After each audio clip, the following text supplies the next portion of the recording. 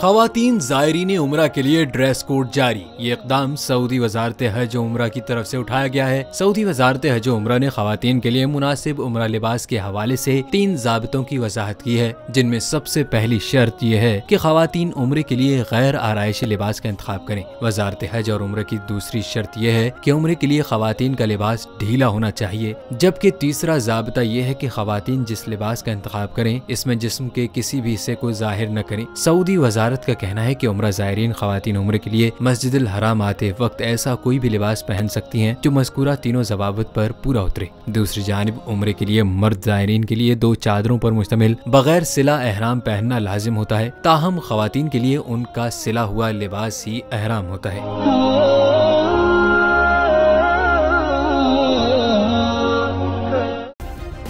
Subscribe کریں اور بیل دبائیں تاکہ کوئی خبر رہ نہ جائے۔